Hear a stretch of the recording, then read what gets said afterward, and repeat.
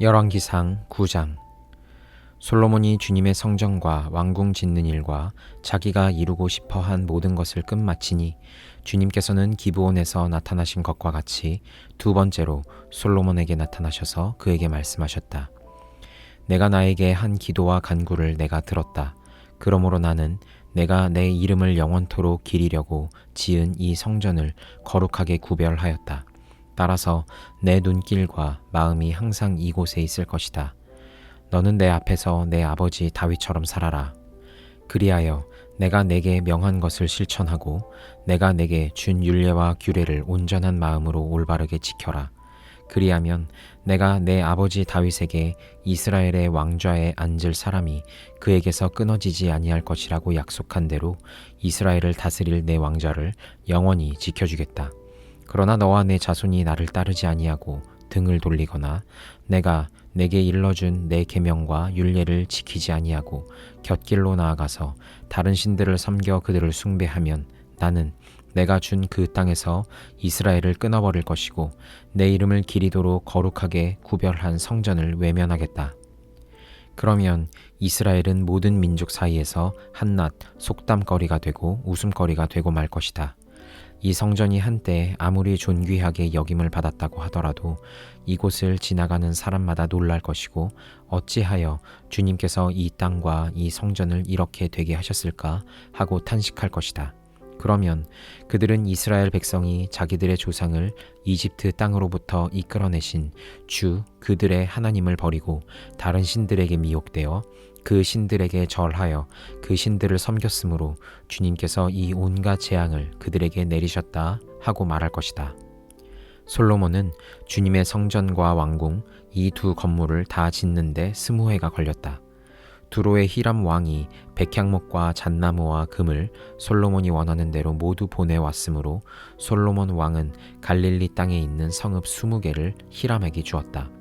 히람이 두로에서부터 와서 솔로몬이 그에게 준 성읍을 보았는데 그 성들이 마음에 차지 않아서 나의 형제여 그대가 나에게 준 성읍들이 겨우 이런 것들이오 하고 말하였다.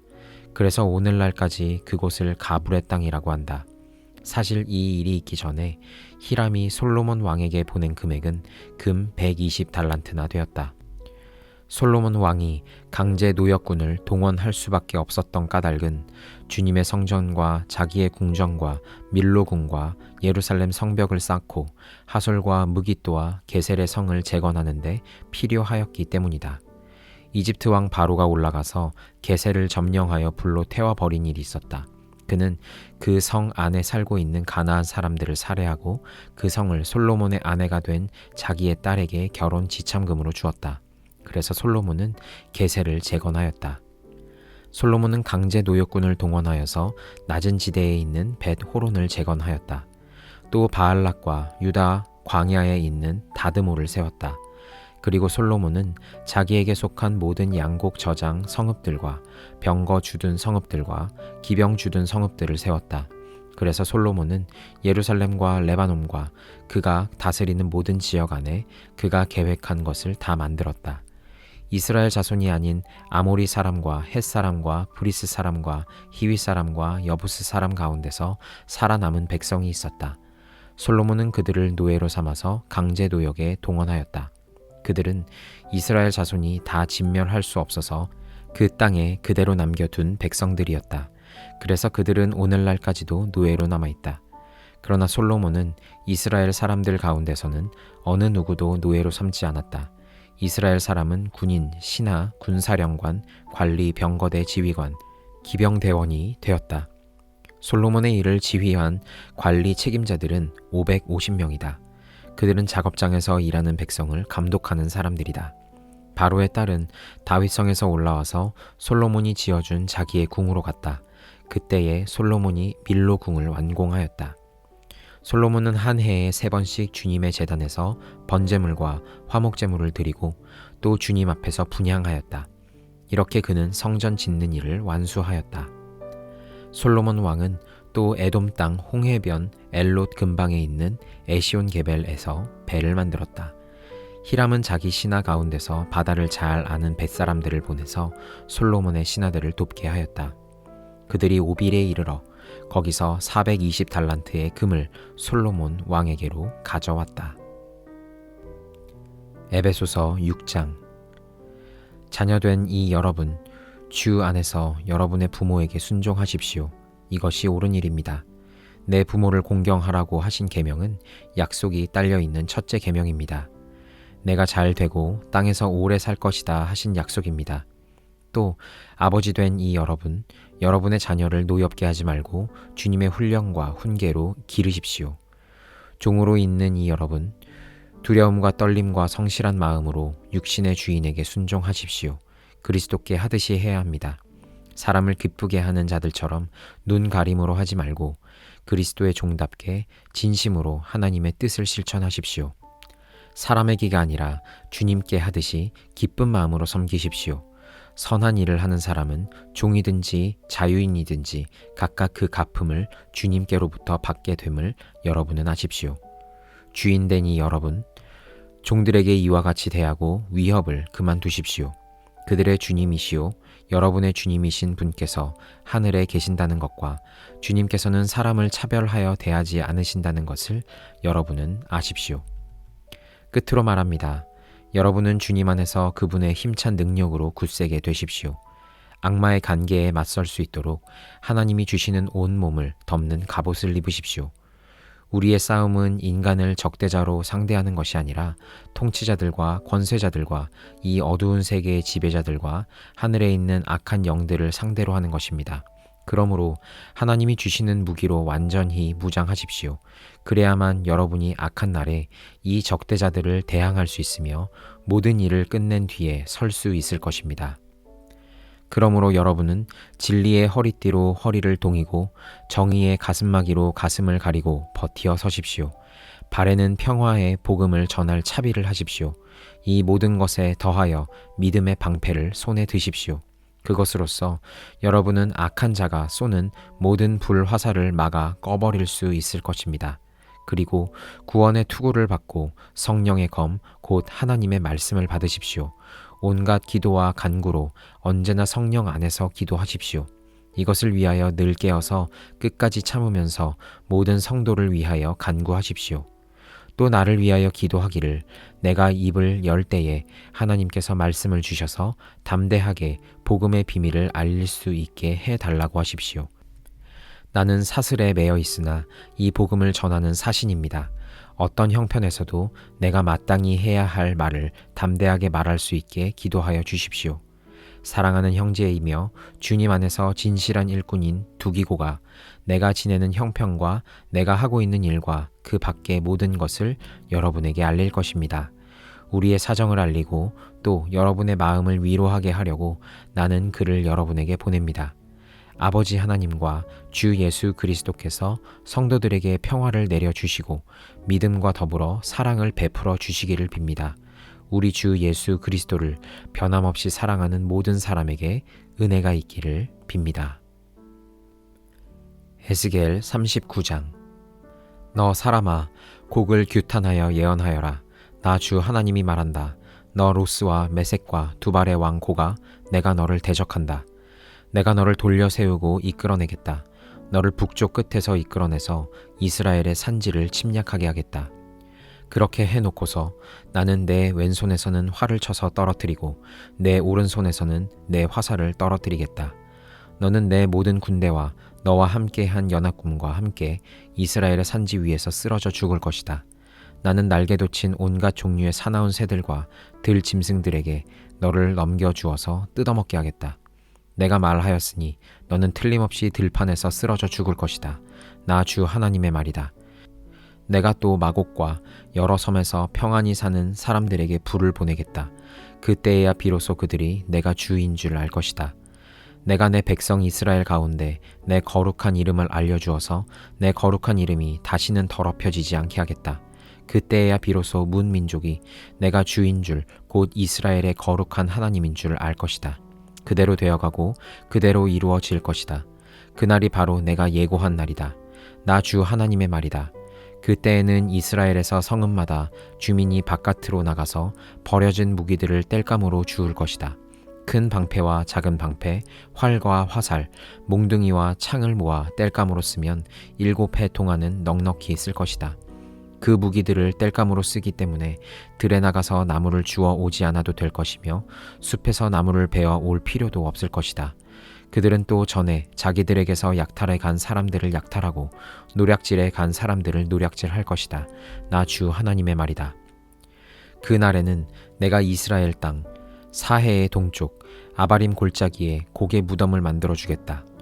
이스라엘 사람들이 곡과 그의 모든 군대를 거기에 묻으면 여행자들이 그리로는 못 다니게 될 것이고 그곳 이름은 하몬곡 골짜기라고 불릴 것이다. 이스라엘 족속이 그들의 시체를 다 거두어다 묻어서 땅을 깨끗하게 하는 데는 7달이 걸릴 것이다. 그 땅 온 백성이 모두 나서서 시체를 묻을 것이며 내가 승리하는 날에는 그들이 매장한 일로 영예를 떨칠 것이다. 나 주 하나님의 말이다. 7달이 지난 다음에도 백성은 시체를 찾아 묻는 일을 전담할 사람들을 뽑아서 그 땅을 늘 돌아다니게 할 것이며 그들은 시체를 묻는 사람들과 함께 돌아다니면서 지면에 남아있는 시체들을 샅샅이 찾아 묻어서 그 땅을 깨끗하게 할 것이다. 그들이 그 땅을 돌아다니다가 누구라도 사람의 뼈를 발견하여 그 곁에 표시를 해두면 시체를 묻는 사람들이 그 표시를 보고 시체를 찾아 그것을 가져다가 하몬곡 골짜기에 묻을 것이다.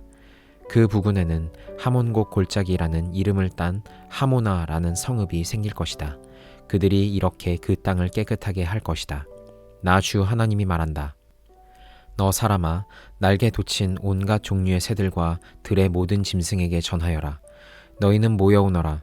내가 너희들을 먹을 수 있도록 이스라엘의 산 위에서 희생 제물을 잡아서 큰 잔치를 준비할 터이니 너희가 사방에서 몰려와서 고기도 먹고 피도 마셔라.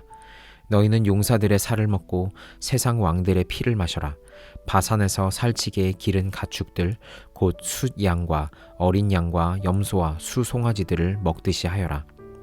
너희는 내가 너희에게 주려고 준비한 잔치의 제물 가운데서 기름진 것을 배 부르도록 먹고 피도 취하도록 마셔라. 또 너희는 내가 마련한 잔치상에서 군마와 기병과 용사와 모든 군인을 배부르게 뜯어먹어라. 나 주 하나님의 말이다.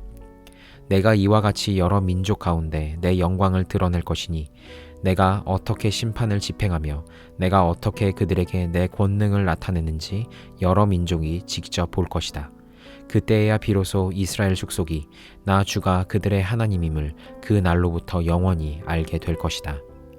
그때에야 비로소 여러 민족은 이스라엘 족속도 죄를 지었기 때문에 포로로 끌려갔다는 것을 알게 될 것이다.